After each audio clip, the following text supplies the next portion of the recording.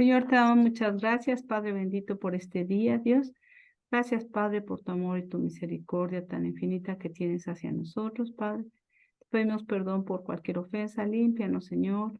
Eh, Tú haz que nosotros podamos hacer lo que es agradable ante tus ojos, Señor. Y te pedimos ahora por el estudio, Señor, guía a Miguel, dale sabiduría, esa sabiduría de lo alto, Señor, para que realmente nos muestre qué es lo que tú quieres transmitir, Señor. Y pues esto de la santidad suena muy bonito, sin embargo, solamente tú lo puedes producir en nosotros, Señor. Y pues hazlo, Señor, tú hazlo, porque nosotros no podemos, y da la gracia para que nosotros pues podamos pues responder a ese llamado que tú tienes y que en nosotros no está, pero sí en tu poder y en tu gracia, porque en ti todo lo podemos. Gracias, Padre, te lo pedimos por Cristo Jesús y para tu gloria. Amén. Amén. Recuerden ahorita de apagar sus micrófonos para que, porque ahorita se sigue viendo Rosita, no sé cómo, no aparece en el video. Ahora sí ya, nada más es que aparezca en el video la imagen.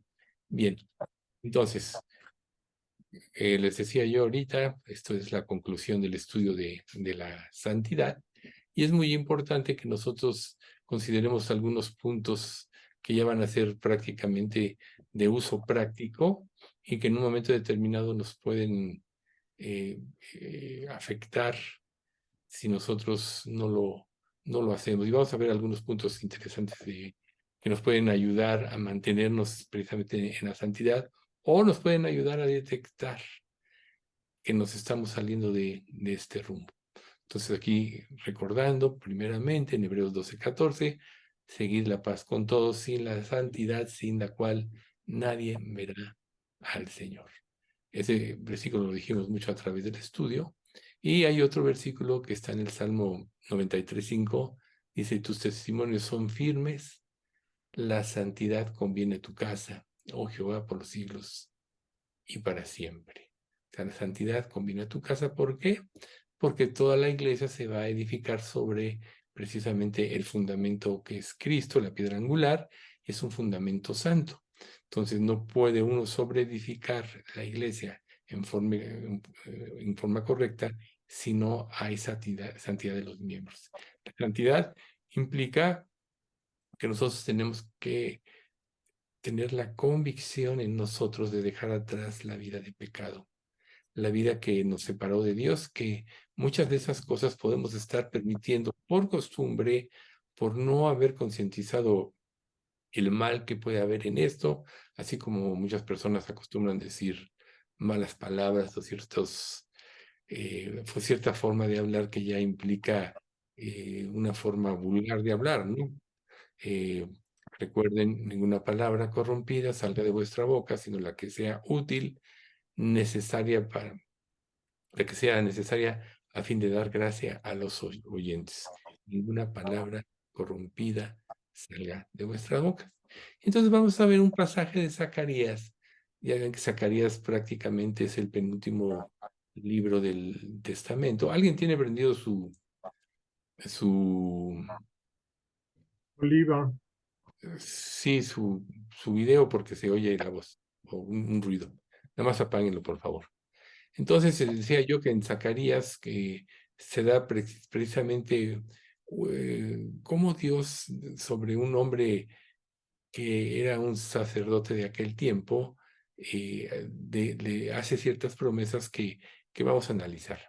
Zacarías 3, del 3 al 7. Y Josué estaba vestido de vestiduras viles y estaba delante del ángel. Y habló el ángel y mandó a los que estaban delante de él, diciendo, quitarle esas vestiduras viles. Y a él le dijo, mira, que he quitado de ti tu pecado y te he hecho vestir de ropas de gala. Después dijo, pongan mitra limpia sobre su cabeza, y pusieron una mitra limpia sobre su cabeza y le vistieron las ropas. Y el ángel de Jehová estaba en pie. Y el ángel de Jehová amonestó a Josué diciendo, así dice Jehová de los ejércitos, si anduviereis por mis caminos, y si guardareis mi ordenanza, también tú gobernarás mi casa, también guardarás mis atrios, y entre estos que están te daré un lugar, obviamente en sus atrios.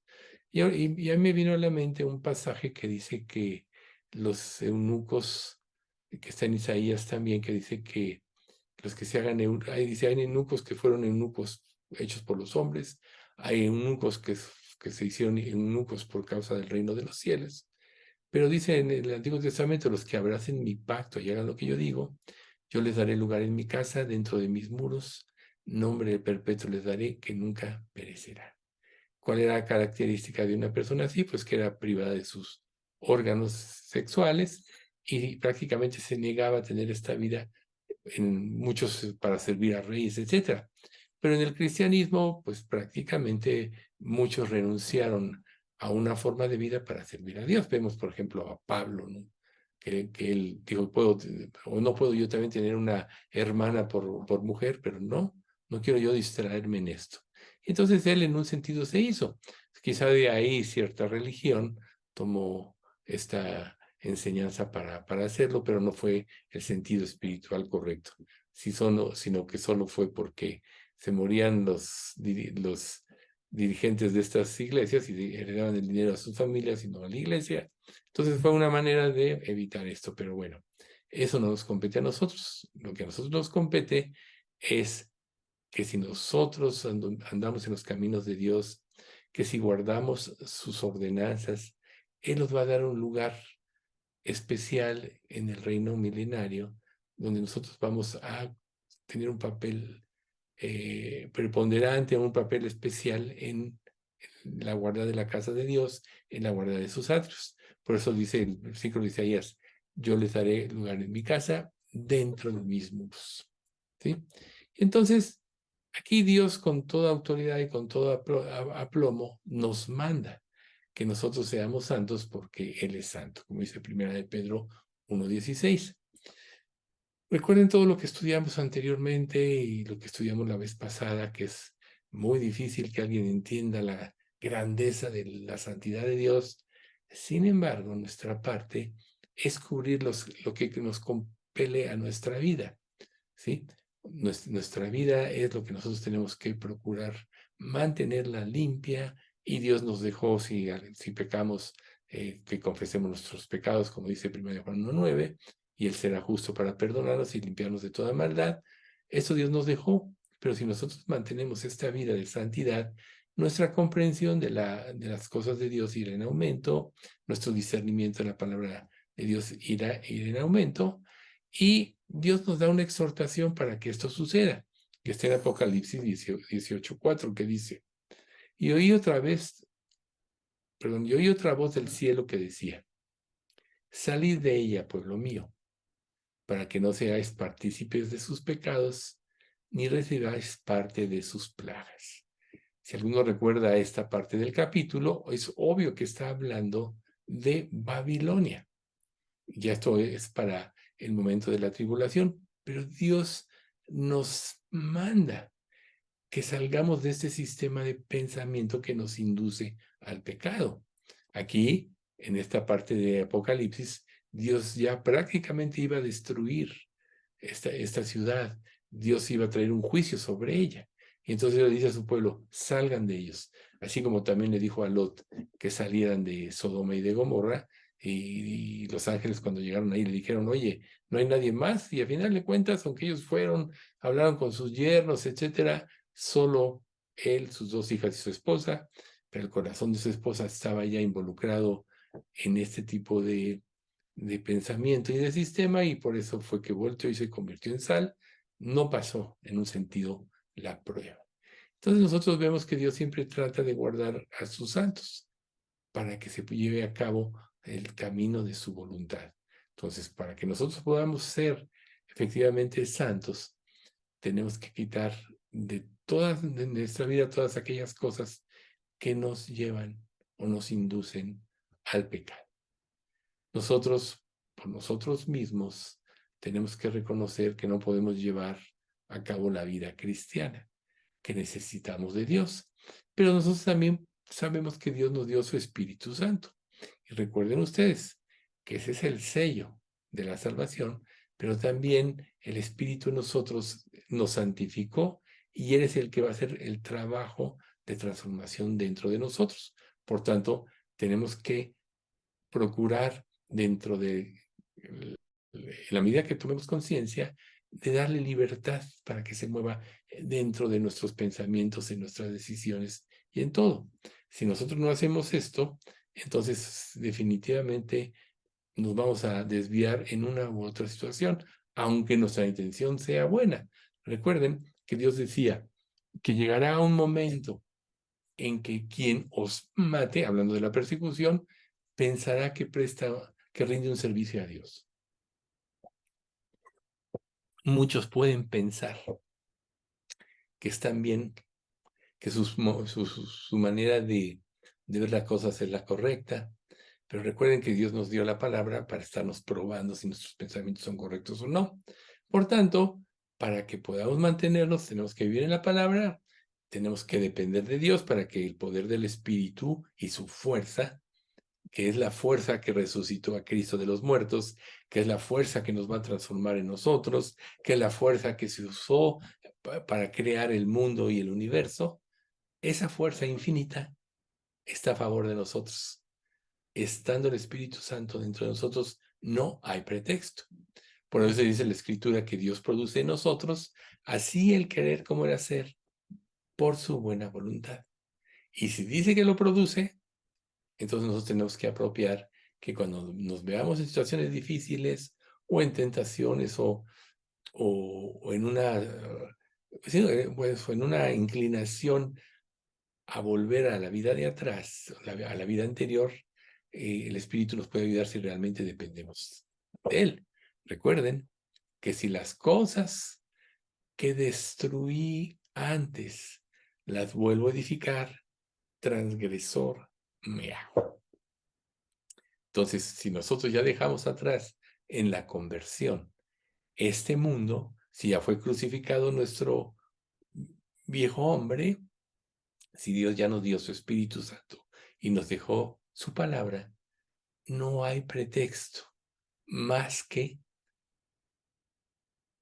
nosotros hayamos dejado avanzar el pecado en nuestra vida o que tomemos a la ligera la palabra de Dios. Por eso, ratificando este versículo que seguido compartimos, dice, y el Dios de paz que resucitó de los muertos al Señor Jesucristo, el gran pastor de las ovejas, por la sangre del pacto eterno, os haga aptos en toda buena obra para que hagáis su voluntad, haciendo Él en vosotros lo que es agradable delante de Él por Jesucristo, al cual sea la gloria por los siglos de los siglos. Amén.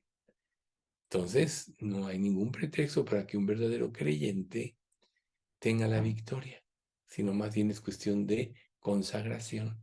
Es cuestión de estar alertas, como dice Pedro, sed sobrios y velad, porque vuestro adversario el diablo anda alrededor buscando como el león rugiente a quien devorar, al cual resistid firmes en la fe, sabiendo que los mismos padecimientos se van cumpliendo en vuestros hermanos en todo el mundo.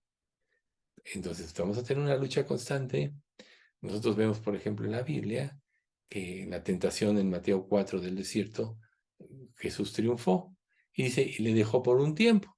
La Biblia nos marca otro evento, cuando Pedro declara a Jesús como el Hijo de Dios y luego les dice, sí, y tiene el Hijo que Dios que padecer. Y Pedro dice, no te acontezca tal. Entonces Jesús le tiene que decir, quítate delante de mí, Satanás, porque me eres tropiezo, porque no pones la mira en las cosas de Dios, sino en la de los hombres. Entonces nosotros vemos que Jesús tuvo muchos ataques del diablo. Otro, y este es un motivo de un estudio que vamos a tomar más adelante, el más fuerte, diría yo, fue el de Getsemaní. Ahí es precisamente donde él tuvo la más grande lucha porque él sabía lo que iba a enfrentar. Siempre lo supo, renunció a ser Dios para hacerse hombre, siempre obedeció a Dios, nunca pecó, pero él sabía que iba a llegar el momento en que ese juicio por los pecados de de todos aquellos que iban a creer en Jesús iba a recaer sobre él, fue donde precisamente tuvo la mayor lucha. Lucha tan grande que su sudor eran como gotas de sangre. Pero además de eso, si ustedes recuerdan, se presentó un ángel para fortalecerle y que pasara la prueba porque decidió confiar en Dios. Entonces, en una escala infinitesimal, nosotros también vamos a tener la victoria en la manera que confiemos en Dios. ¿Sí? Ahora, dentro de la fidelidad de Dios, para eso existe la disciplina amorosa. Todos cuando vimos de disciplina nos da temor, pero si pensamos siempre en que la disciplina de Dios es amorosa, entonces vamos a confiar que cuando vengan las pruebas, Dios nos está ejercitando. ¿Para qué? Para que participemos de su santidad, para ayudarnos a tener ese nivel de santidad necesario para que nosotros cumplamos la obra de Dios. O sea, nosotros vemos cómo Israel tuvo muchas pruebas en su vida, pero cuando él manda que se reconstruya el templo y no tenían voluntad de hacerlo las personas que habían regresado del cautiverio, Dios los exhorta fuertemente para que no vivan para ellos, sino que vivan para Él. Y además de todo, les da la convicción y les da la fuerza. Entonces, hablando de la disciplina, dice, y habéis ya olvidado la exhortación que como a hijos se os dirige diciendo, hijo mío, no menosprecies la disciplina del Señor, ni desmayes cuando eres reprendido por Él, porque el Señor al que ama disciplina y azota a todo el que recibe por hijo. Si soportáis la disciplina, Dios os trata como a hijos, porque ¿qué hijo es aquel a quien el Padre no disciplina? Por tanto, grabémonos en nuestra mente. Para un hijo de Dios, la disciplina es amorosa y es necesaria porque a través de ella nos enseña a confiar y a depender de Él. Y solo así vamos a obtener la victoria. Entonces, cuando Dios la aplica para que encauzarnos nuevamente por el camino donde debemos que transitar, y este camino es el camino de la santidad. Porque todo creyente debe saber que lo más importante en su vida es que Dios lo transforme a la imagen de su Hijo Jesucristo. En Efesios 4:24 se nos dice, y vestidos del nuevo hombre, creados según Dios, en la justicia y santidad de la verdad. Ven ustedes, el nuevo hombre, o sea, el Hijo de Dios, el que nació de nuevo, el que tiene el Espíritu Santo, es criado según Dios en justicia y en la santidad de la verdad. Por tanto, la santidad está totalmente aparejada con la verdad revelada en la Biblia. Basta que tú vivas todo lo que Dios te muestra en la palabra para que ya estés caminando en el camino de la santidad sin que te angusties o empieces a hacer ejercicios para saber si estás o no. Obedece lo que Dios dice. Si no has obedecido algo, arrepiéntete y pídele perdón. Si notas que has caído en un sustituto de Dios, o sea, en la idolatría, pídele perdón y vuelve a adorarlo a Él como Él merece, porque Él no va a compartir su gloria con ningún ídolo. Está precisamente en los 10 mandamientos. Y después de todo esto vendrá la pureza en la vida. Y nosotros sabemos que más adelante viene la eternidad. En Apocalipsis 19:8 dice, y a ella, o sea, a la iglesia, se le ha concedido que se vista de lino fino, limpio y resplandeciente, porque el lino fino es las acciones justas de los santos. ¿Ven ustedes? En un sentido, nuestra vestimenta se está formando y va a ser el atuendo que vamos a tener para celebrar las bodas del Cordero. Pero fíjense ustedes de qué está hecho, de las acciones justas de los santos. ¿Y cuáles son esas acciones justas de los santos? Vivir conforme a la palabra de Dios. Obedecer en todo lo que Dios nos dice. Dejar todo aquello que Dios nos pide que dejemos. Entonces debemos de recordar que al haber nacido de nuevo, somos hijos. Pero además también somos sacerdotes. Y el sacerdote ofrece como sacrificio una vida santa y limpia. Eso en el Antiguo Testamento. En nuestro caso fue Jesús, que fue un sacrificio para siempre, pero como nosotros como sacerdotes, también en nosotros se debe manifestar una especie de sacrificio por el servicio a Dios. Volvemos al ejemplo de Pablo. Pablo decidió, o sea, fue tan grande su deseo de servir a Dios en función de que lo que él vio que le había perdonado, que él decidió mantenerse sin casar para que nada estorbara el servicio a Dios. Ese fue un sacrificio. Él decidió, además de todo, trabajar con sus manos para autosostenerse y ayudar a otros en su manutención para no poner tropiezo al Evangelio. Ese es un sentido, no quiere decir que tú no te cases o no te vayas a casar. Todo lo que Dios tiene para cada persona lo tiene ya. Lo que Él quiere es que nada se anteponga al deseo de hacer la voluntad de Dios, porque aún esto puede convertirse en un ídolo. Entonces, recordando el versículo de 1 de Pedro 2:9, dice, pero ustedes no son así, esa es la versión NTV, no son así porque son un pueblo elegido, son sacerdotes del Rey, una nación santa, posesión exclusiva de Dios. Por eso pueden mostrar a otros la bondad de Dios, pues Él los ha llamado a salir de la oscuridad y entrar en su luz maravillosa. Quien vive en la luz del Evangelio refleja la luz de Cristo. Por eso, hace poco lo comentamos en Mateo, cuando dice, vosotros sois la luz del mundo, una ciudad asentada en un monte no se puede esconder, ni se enciende una luz y se pone debajo de un cesto, de un almud, sino sobre el candelero, y alumbra a todos los que están en casa. Así alumbre vuestra luz delante de los hombres, para que vean vuestras buenas obras y glorifiquen a vuestro Padre que está en los cielos. Entonces, ¿cuál es esa luz? Es esa luz. No es nuestra luz, no es una luz propia, es la luz de Jesús, que es intensa en la medida que nosotros crecemos en el camino de la santidad. Y hablando de la iglesia, este versículo de Apocalipsis dice, y la has transformado en un reino de sacerdotes para nuestro Dios, y reinarán sobre la tierra. Todos sabemos que vamos a reinar con Jesús en el reino milenario, pero recuerden el principio del estudio. Todavía hay jerarquías. Mientras más te consagres, más vas tú a tener cercanía en Dios por toda la eternidad, en función del servicio. O sea, todos los salvos vamos a ser salvos, pero va a haber jerarquías en función de el grado en que nosotros nos negamos a nosotros mismos por el servicio de Dios. Así como pusimos el ejemplo de Pablo, ¿verdad?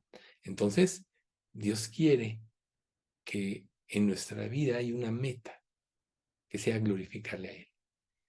Y que el camino para glorificarle a Él es el camino de la santidad. Y para que nosotros vivamos ese camino de santidad, tenemos que vivir conforme a la palabra. Romanos 12:2 en la versión NTV dice, no imiten las conductas ni las costumbres de este mundo. Más bien dejen que Dios los transforme en personas nuevas al cambiarles la manera de pensar. Entonces aprenderán a conocer la voluntad de Dios para ustedes, la cual es buena, agradable y perfecta. Pero fíjense qué interesante en esta versión. Dejen que Dios los transforme en nuevas personas al cambiarles la forma de pensar. Entonces, si nosotros recordamos lo que dice 2 Corintios 5:21. Si alguno está en Cristo, nueva criatura es. Las cosas viejas pasaron. He aquí, todas son hechas nuevas. ¿Quieres tú vivir en tu antigua manera de ser y de pensar que ya son obsoletas? ¿Quién en esta vida quiere el obsoleto? Nosotros lo vemos en la electrónica. Nosotros tuvimos que renovar nuestro equipo, como les comenté, porque de 4 años acá, aquella computadora que compramos, para el efecto del estudio ya no sirve. Por eso teníamos tantos problemas. Entonces tuvimos que actualizar la tecnología. Pasa con los celulares y pasa con todo lo electrónico. Enciende una computadora de los 80s y te va a dar risa, ¿no? Que tenías desde qué cargar las tarjetitas ahora. O yo una vez, no sé si alguna vez se los comenté, pero tenía todos mis estudios guardados y todo, y por un teclazo equivocado, o sea, la computadora se averió y lo perdí todo. Tuve que volver a hacerlo. Pero ahora ya tenemos la nube, o sea, tenemos aparte que tú puedes guardar los archivos en otro lado, etcétera. O sea, tú no puedes en esta época quedarte con la antigua manera de pensar. O como personas adultas, el hecho de la tecnología nos cuesta más trabajo en función que los jóvenes, ¿no? Todos los millennials, no, hombre, ya tienen una capacidad y una capacidad de análisis y de manejar toda la cibernética que a nosotros nos admira. Yo por eso tengo que estarle diciendo a mi suegro, perdón, a mi yerno que nos ayude en muchas cosas, precisamente porque hay cosas que ya nosotros, no, como lo de ahorita, ¿no? Del Zoom, él me lo arregló. Y qué bueno que estaba aquí, porque si no he estado, imagínense, no hubiéramos podido tener estudio, pero solo es un ejemplo de cómo lo obsoleto ya quedó atrás. ¿Por qué queremos seguir viviendo la misma vida? Eso es falta de fe, eso es falta de amor al Señor Jesucristo, o quizás sea una falta o una evidencia, mejor dicho, de que nuestro corazón está endurecido. Y ese es precisamente el punto que vamos a tratar ahorita. Si estás cómodo con el mundo y la corriente de pensamiento que lo rige, y no te molesta lo que ves y relacionarte con el pecado, es que tu corazón ya está endurecido. Si lo que estás escuchando hoy lo tomas solo como un concepto y no te mueve a querer dejar la amistad con este mundo e ir a Dios para que te dé mayor santidad, es que tu corazón ya está endurecido.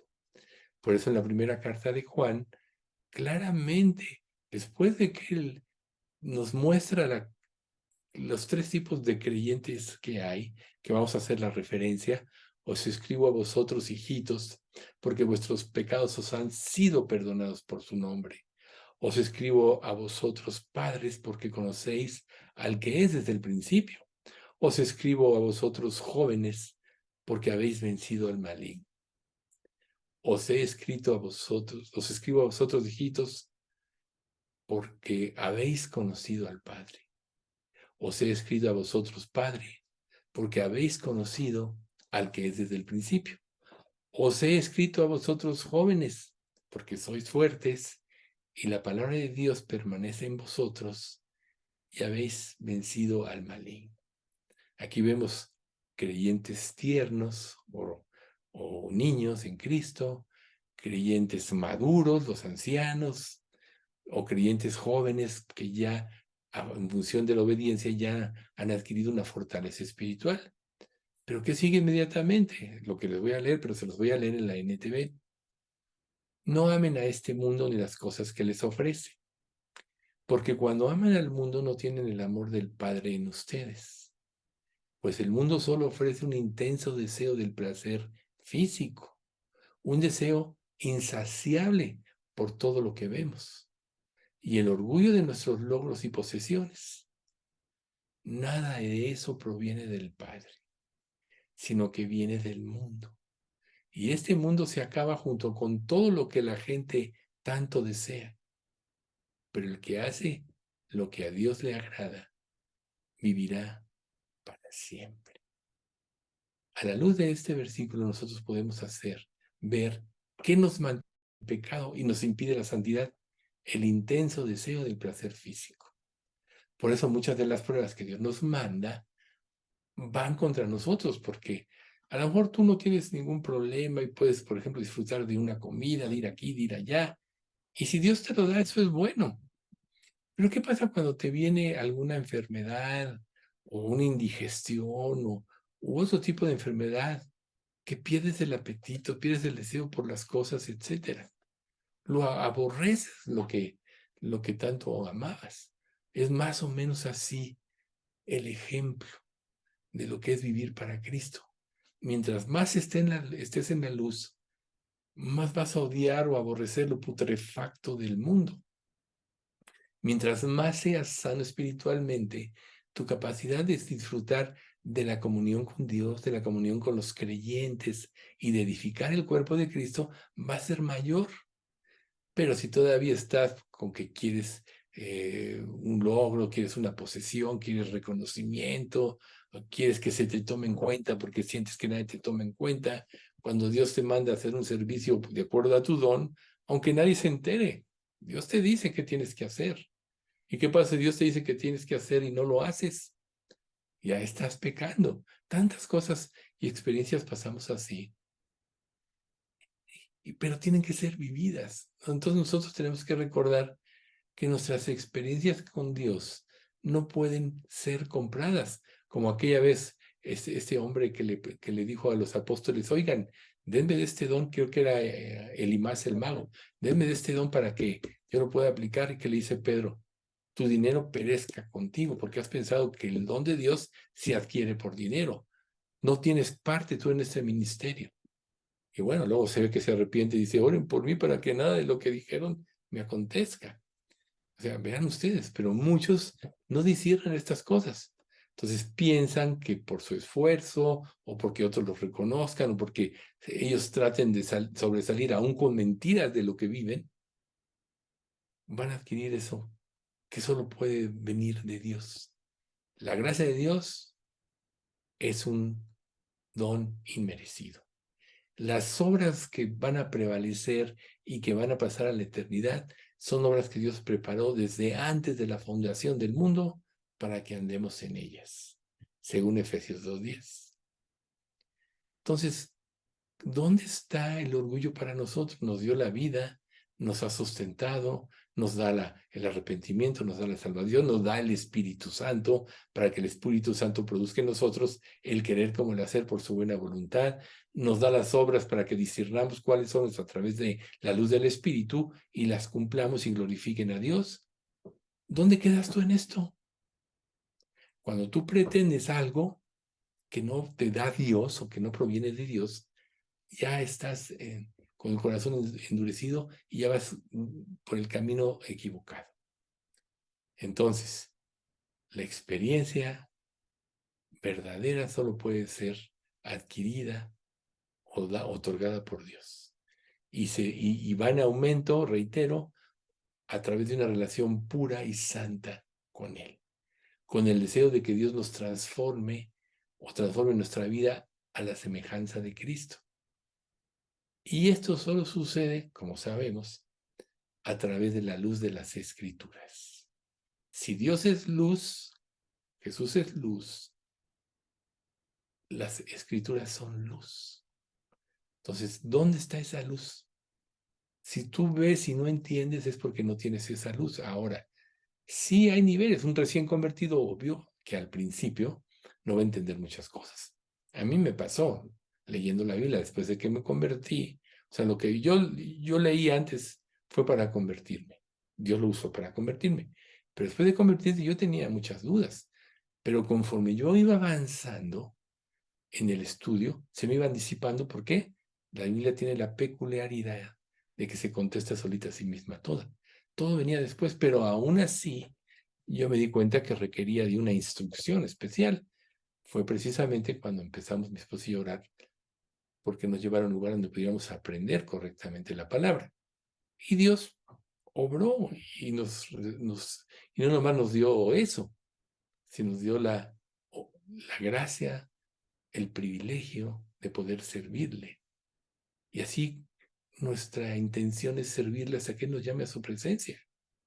Y así debe ser la vida de cada creyente.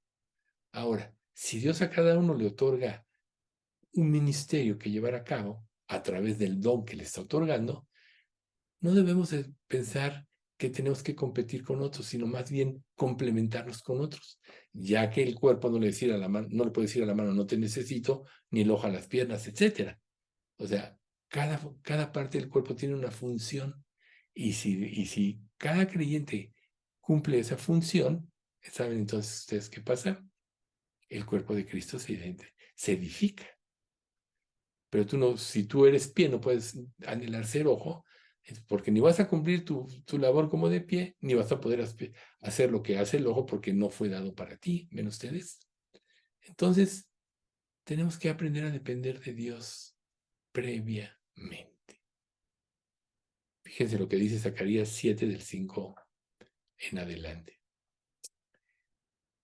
Diles a tu pueblo y a tus sacerdotes: durante estos 70 años de destierro, como cuando ayunaban y se vestían de luto en el verano y a comienzos del otoño, ¿hacían los ayunos realmente para mí? Incluso ahora, cuando comen y beben en sus festivales santos, ¿no lo hacen para complacerse a sí mismos? Obviamente habla del pueblo de Israel. ¿No es este el mismo mensaje del Señor que los profetas proclamaban en años anteriores, cuando Jerusalén y los pueblos de Judá estaban llenos de gente y el Negev y las colinas de Judá estaban bien poblados? O sea, Dios prosperó a Israel, pero en lugar de tener una religión viva, todo se convirtió en costumbre y en normas que no tenían nada que ver con con la relación con Dios y con el crecimiento espiritual. Uno de los efectos de la falta de luz es caer en el legalismo. Como una persona siente que no puede convencer porque le falta el poder del Espíritu Santo, entonces incluye normas para poder llevar una vida supuestamente cristiana. Pero nosotros ya sabemos que la ley, y por eso hace poco hasta una enseñanza de la ley y la gracia, la ley nos lleva a la muerte porque nos condena, como dice Pablo, porque lo que hago no lo entiendo, pues no hago el bien que quiero, sino lo que aborrezco, eso hago. Y si hago lo que no quiero, apruebo que la ley es buena y que el mal está en mí.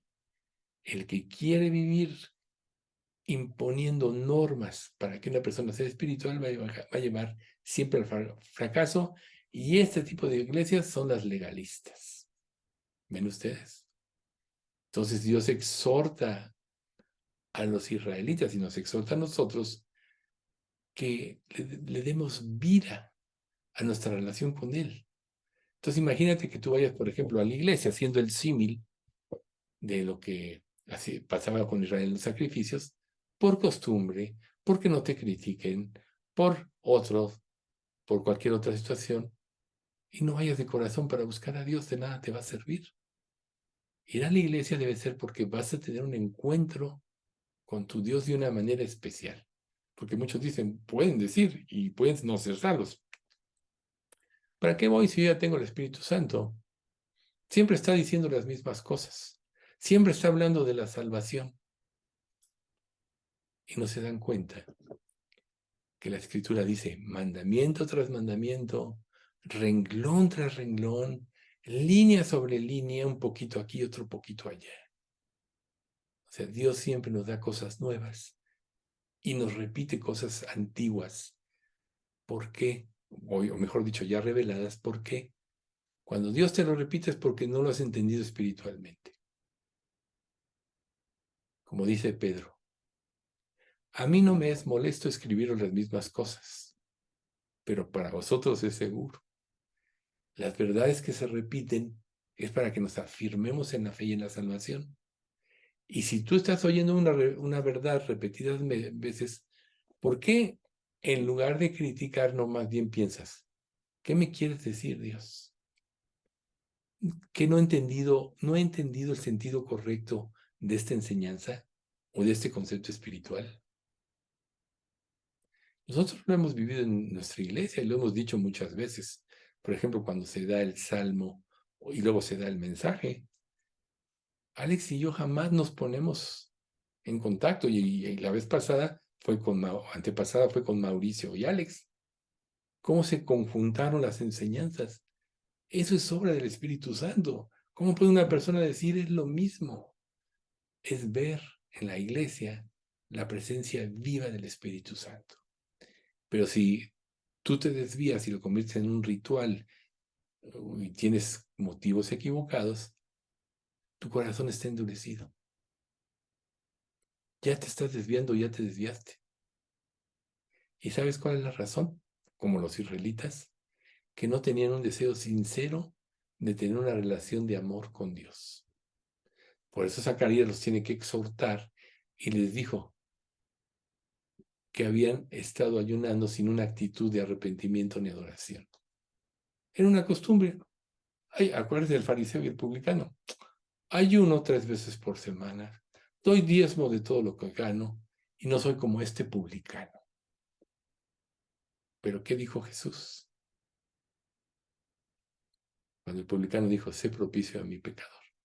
Primero salió justificado el publicano porque tuvo una correcta adoración. Durante el destierro, después de que Dios les advirtió durante años, siglos, que si no adoraban correctamente a Dios, Dios los iba a dispersar. Los judíos que fueron dispersados ayunaban y se lamentaban, pero sin pensar en Dios o en los pecados que habían ocasionado su cautiverio. Muchas veces tú puedes estar viviendo una prueba en tu vida y tener un enfoque totalmente distorsionado de lo que Dios quiere mostrarte. ¿Qué va a suceder si te pasa eso? Que la prueba se va a prolongar hasta que disciernas correctamente cómo son las cosas. Entonces, cuando tú asistes a la iglesia, oras o tienes comunión con otros creyentes, ¿lo haces por costumbre o porque podrías obtener algún beneficio? Porque Dios dice que una actitud de adoración sin un deseo sincero de conocerlo y amarlo, te llevará a la ruina. Por eso es tan importante esta conclusión y esta exhortación. ¿Cómo te vas a presentar tú? ¿Cuál va a ser tu actitud ante Dios? Recuerden, la iglesia es columna, es un templo santo, columna y baluarte de la verdad. Ahí vas a ser instruido, vas a mejorar tu relación con Dios, pero te lo vas a perder por tener un enfoque equivocado. Continuamos con Zacarías 7 de 11 y 12. Sus antepasados se negaron a escuchar este mensaje. Volvieron la espalda tercamente y se taparon los oídos para no oír. Endurecieron su corazón como la piedra para no oír las instrucciones ni los mensajes que el Señor de los ejércitos celestiales les había enviado por su espíritu, por medio de los antiguos profetas. Por eso el Señor de los ejércitos celestiales se enojó tanto con ellos. Le explicó al pueblo que sus antepasados provocaron la gran ira de Dios sobre ellos mismos porque habían endurecido su corazón. ¿Cómo está tu corazón? Uno de los peligros y una de las evidencias de que ya estás endurecido es este. Cuando cualquier pecado parece más normal, la segunda vez que se comete, al paso del tiempo el corazón se endurece. Y vas repitiendo el pecado. Recuerden, pecado añade pecado y entras precisamente en espiral descendente. Cometo un pecado, no me arrepiento, no lo confieso, mi corazón se endurece, se crea más maldad en mí, si no, primera de Juan no me lo diría, limpiarnos de toda maldad. Se llena de maldad y entonces estás más propicio a repetir el pecado y los subsecuentes. Si eres hijo de Dios y estás en esta espiral descendente, Dios tiene que poner un freno y eso es parte de su amor. Por eso al principio decíamos, y grábenselo, la disciplina amorosa. Dios no va a permitir que nosotros avancemos por este camino, porque hizo un juramento. Pondré dentro de vosotros mi espíritu, y yo haré que andéis en mis estatutos, y guardéis mis preceptos, y los pongáis por obra. Entonces, Dios en su amor va a impedir que te sigas corrompiendo. Sin Él, seguirías. Por eso es que una evidencia que una persona es salva es que peca sin convicción. Es que hace cosas y no se arrepiente. Y es que no busca a Dios en sus debilidades, sino siempre toma alternativas humanas. Por tanto, la exhortación es, leamos la palabra de Dios y pongámosla en práctica. Pongamos en práctica sus enseñanzas. Porque si nosotros no lo hacemos, ¿saben ustedes qué va a pasar? O no somos salvos, o nuestro corazón se va a endurecer más y más. Recuerden ustedes que muchas veces nosotros pecamos y aparentemente no pasa nada. Porque Dios quiere que nosotros, por nosotros mismos, con la luz del Espíritu que esté en nosotros, lo detectemos. Pero si nosotros hacemos caso omiso de ellos, si nosotros no nos volvemos a Él, después de que Él tuvo paciencia, recuerden que la paciencia de Dios es porque Él quiere que nos arrepintamos. La paciencia de Dios es de arrepentimiento para salvación, de que no hay que arrepentirse. La paciencia según Dios. Y la paciencia según el mundo te guía a la destrucción, ¿sí? A la perdición. Entonces Dios quiere en su paciencia, cuando aparentemente no pasa nada, que nosotros nos arrepintamos. Esa paciencia tuvo con Israel. ¿Cuántos años pasaron para que fueran cautivados por Babilonia? Cientos. Y todo ese tiempo le estuvo exhortando por medio de profetas a Israel a que se volviera al Señor. Y todos se acostumbraron a huir. Por eso Dios dice, Jesús dijo, por parábola les voy a hablar, para que se conviertan en su corazón y se salven, pero para que prácticamente no entiendan con el sistema de pensamiento que ellos tienen. Por eso les hablo de esa manera. Y hubo quien sí reaccionó correctamente. Por tanto, ser sensibles a la palabra de Dios y someterse a ella seguramente ablandará nuestro corazón y nos ayudará a vivir como debemos vivir. Y este pasaje de Jeremías para concluir. En la versión NTV, Jeremías 23:29. ¿No quema mi palabra como el fuego? Dice el Señor. ¿No es como un martillo poderoso que hace pedazos la roca? Vamos a parafrasear. Si tu corazón está endurecido por el pecado, la palabra lo quema y lo tritura. ¿Ves? Esa es la única manera de poder llegar al camino de santidad. Por eso es que esta parte fue tan importante y era esta conclusión. No permitas que tu corazón se endurezca, porque vas a añadir disciplina y muchos dolores. Pídele a Dios que te haga sensible a su voz y a su voluntad, y esto va a empezar a tomar un camino correcto cuando cada vez que Dios te muestre un pecado en tu vida, te arrepientas, o sea, lo dejes, des la vuelta, aprendas a verlo como Dios lo ve. Dios odia el pecado porque sabe lo destructivo que es. Satanás te hace pensar que el pecado es donde está la diversión y donde está la verdadera vida, pero el fin es la separación eterna con Dios. Entonces, no permitas que tu corazón te endurezca. Si no puedes cambiar, sé honesto con Dios y di, Señor, yo creo que no soy verdaderamente salvo. Quiero que me salves, etc. Vuelve a entregar tu vida en arrepentimiento y fe en Cristo. Recuerden que eso es un don.